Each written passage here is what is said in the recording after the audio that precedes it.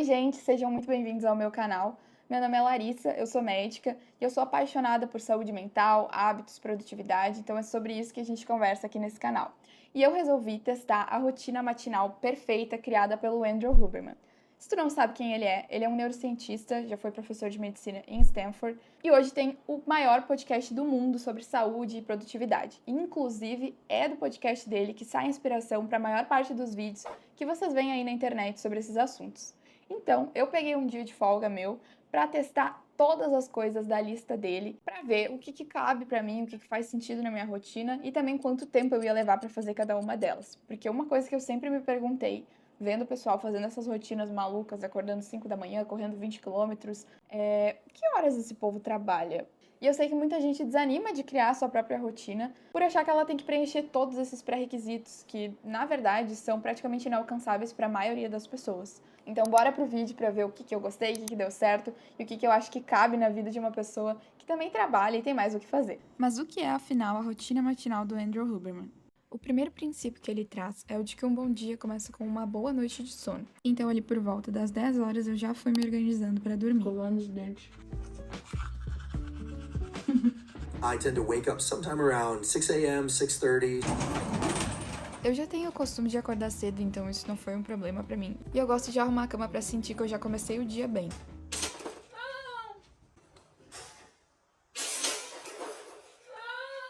Mas não foi o caso dessa vez. Tudo certo, a gente não vai deixar isso nos abalar.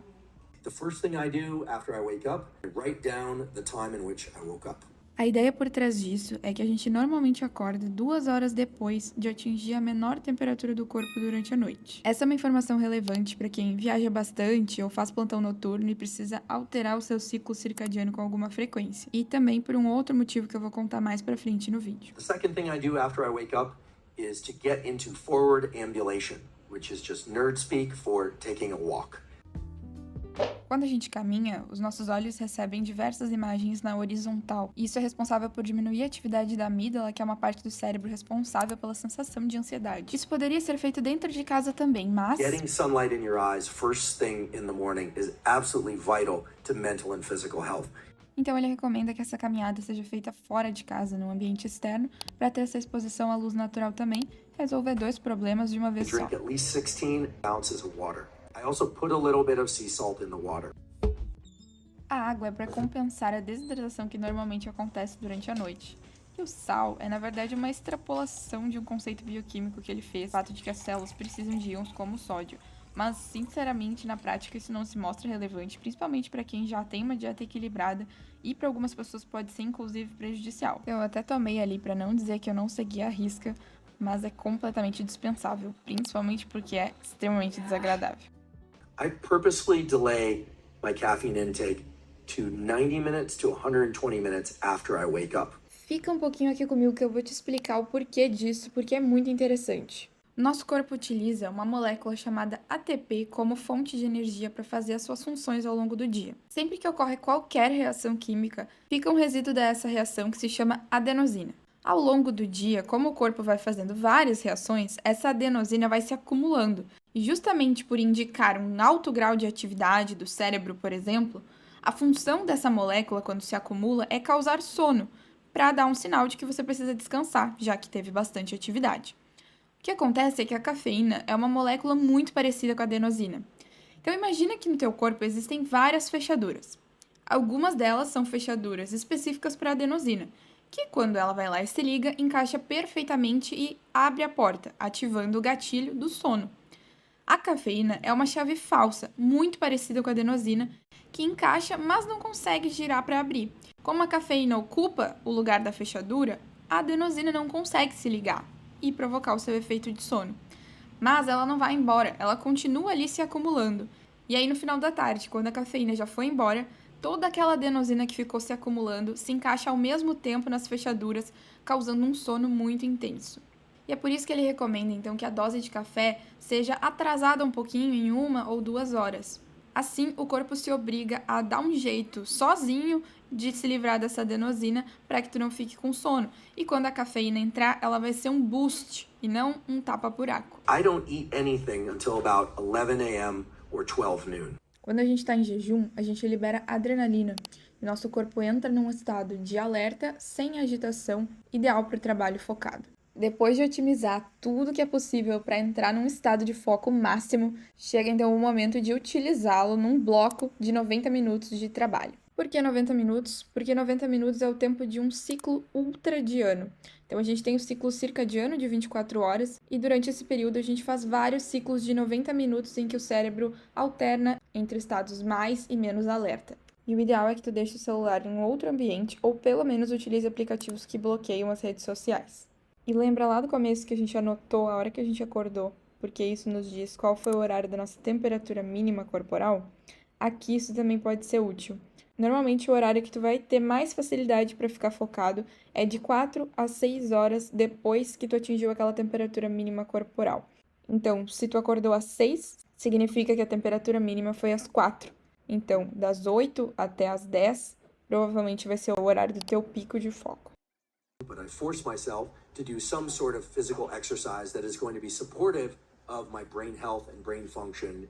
Atividade física, seja de força ou de resistência, também é uma ótima ferramenta para aumentar o estado de alerta e vai ter inúmeros impactos positivos tanto no curto quanto no longo prazo. Normalmente eu faço treino de musculação, mas nesse dia eu tinha aula de jiu-jitsu, então foi isso que eu fui fazer. Deliberate cold exposure for health and performance. O famoso banho gelado. O racional por trás é a ativação do sistema simpático, que libera adrenalina e dopamina, principalmente. Esses dois neurotransmissores causam uma sensação de bem-estar, melhor foco, energia e humor, mas eu diria que o principal motivo para tomar um banho gelado de manhã é que, com certeza, depois disso, o dia só pode melhorar. Eu sou melhor que todo mundo? Esses, então, são os princípios de uma rotina matinal perfeita, segundo os neurocientistas. Eu testei diversas rotinas com diversas atividades nos últimos anos e algumas delas realmente entraram no meu dia a dia. Assim como eu fiz esse experimento de testar todas elas, é o que eu recomendo que tu faça também, porque rotina é uma coisa muito pessoal. O que funciona pra mim pode não funcionar pra ti e tu só vai saber testando. Eu já testei acordar em diversos horários e eu vi que pra mim não tem jeito, eu tenho que acordar cedo, porque mais do que eu gosto de acordar cedo, eu odeio acordar tarde, me arrumar correndo, sair atrasada, chegar atrasada nos compromissos. Isso vira uma espiral negativa no meu dia que só piora a minha ansiedade. Então pra mim é inegociável, eu tenho que acordar cedo. Anotar o horário que eu acordei para conseguir manejar o ciclo não é uma coisa que eu faço no meu dia a dia, mas achei muito interessante saber como funciona e é com certeza uma coisa que eu quero testar na minha próxima viagem para ver se tem diferença ou não. Mas para quem trabalha de noite ou viaja bastante, com certeza é uma coisa que eu tentaria incluir. O que eu faço no lugar disso é reservar uns minutos para escrita terapêutica. Então eu pego um diário, um caderno que eu uso todos os dias e eu começo a escrever tudo que tá passando na minha cabeça, sentimentos, pensamentos, coisas que estão me angustiando, porque eu sinto que isso esvazia a minha mente e eu consigo iniciar o dia com mais clareza. Eu quero até fazer um vídeo sobre isso em breve, porque é uma coisa que o pessoal me pergunta bastante lá na outra rede, o que eu escrevo, como é que eu faço esse diário. Mas é bem simples e é uma prática que me ajudou muito, principalmente quando eu não tinha condições de fazer terapia, então é uma ótima dica aí para quem quiser testar. A caminhada ao ar livre, é muito importante frisar que o objetivo dela não é ser uma atividade aeróbica, né? Tu vai fazer atividade física em outro momento, mas sair de casa para caminhar, principalmente por essa questão da mirada horizontal, realmente tem um efeito neurológico de diminuição da ansiedade. Depois que eu testei, eu acabo não fazendo todos os dias, mas eu tento fazer a maioria dos dias, mesmo que não seja 15 minutos, seja só uma volta na quadra, porque eu senti muita diferença, então essa aí tá super aprovada. Colocar sal na água, como eu falei, é meio controverso, não tem evidência de que tem algum benefício, eu pessoalmente não faço e também não recomendo. Mas a questão da cafeína foi uma coisa que pra mim fez muita diferença. Eu nunca fui de tomar grandes quantidades de café, mas era a primeira coisa que eu fazia. Acordava, já ia direto ligar a cafeteira e passar um cafezinho. Depois que eu entrei em contato com esse conceito e comecei a tentar tomar o café mais tarde, eu nunca mais tive aquele cansaço durante a tarde. Foi realmente revolucionário.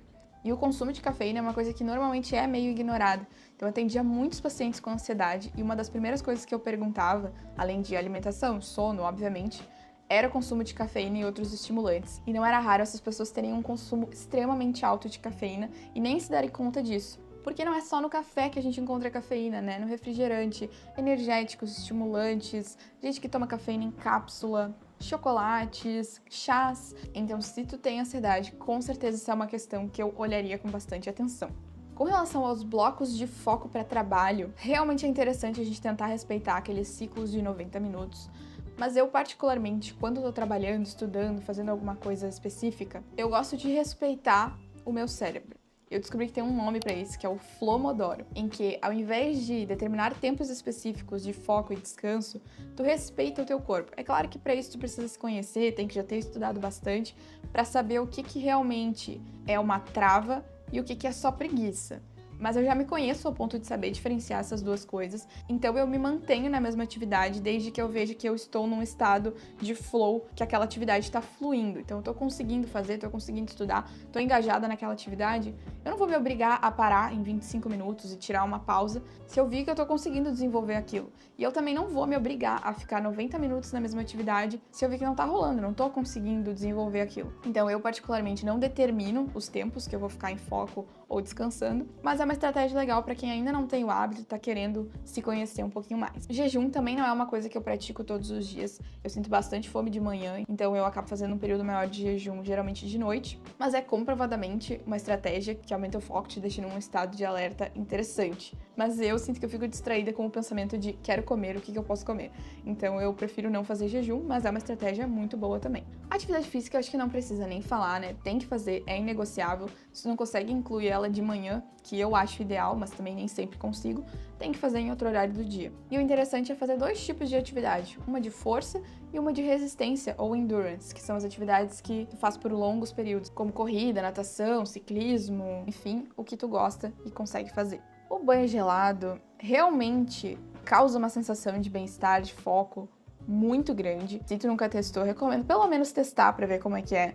Mas não é uma coisa que eu incluí no meu dia a dia. Eu gosto de deixar como uma ferramenta ali, uma carta na manga, para aqueles dias que a gente tá mais brocochô e precisa de uma dose extra de dopamina, mas com certeza não é algo que eu faço todos os dias. É uma estratégia legal aí também para quem pratica esporte, que é melhorar sua performance. Além de todos os fatores biológicos que fazem com que essas atividades tenham um efeito de fato na ansiedade, só o fato de tu planejar colocar elas no teu dia já te traz uma sensação de controle que reduz a ansiedade. Inclusive, eu fiz um vídeo recentemente sobre planejamento, eu vou deixar aqui para vocês verem também, porque lá eu falei um pouquinho mais sobre rotina, então se tu gostou desse vídeo e gosta desse assunto, não deixe de conferir. Também já deixa teu like, teu comentário aqui nesse vídeo, manda para alguém que precisa se organizar e esse ano. Um beijo e até o próximo vídeo.